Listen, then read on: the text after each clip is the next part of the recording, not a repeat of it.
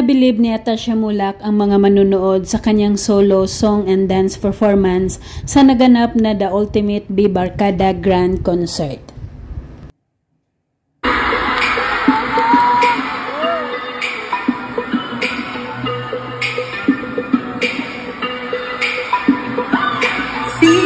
Halatang pinaghandaan ng mabuti ang kanyang performance kasama ang kanyang mga magagaling na mga backup dancers na talaga namang humahataw din sa galing sa pagsayaw.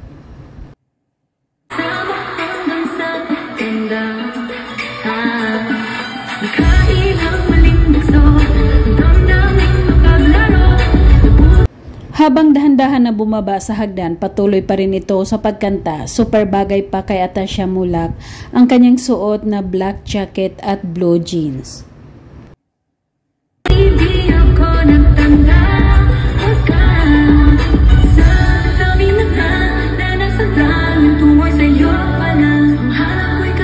Parang sanay na talaga si Atasha Mulak pagdating sa pagkukonsert. At napakaganda niya panoorin habang kumakanta at may pa-usok effect at malakas na hangin habang sumasayaw siya.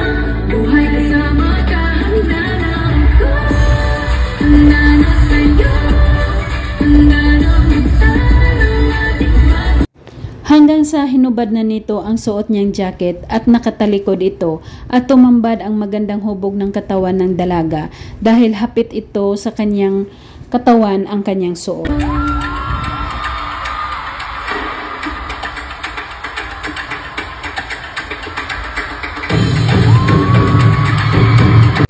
Lalong naghihiyawan ang mga tao nang humarap na sa kanila si Atasha na humahataw sa sayaw.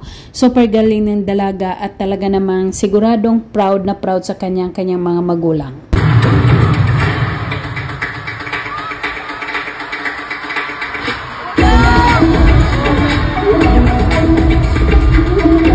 At yung talagang mapapawaw ka nung binuhat na si Atasha Mulak at pinaikot ito sa taas habang hinahagis siya ng kanyang mga kasamahang backup dancers.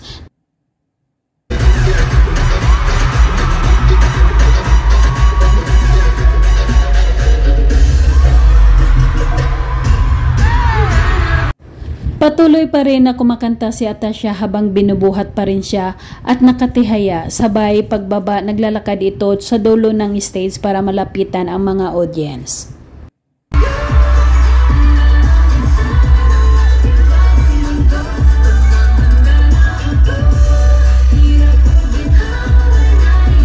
At sa kanyang huling song and dance performance, iniwan ni Atasha Mulak ang stage na tagumpay na na-deliver ang kanyang galing at husay na talento.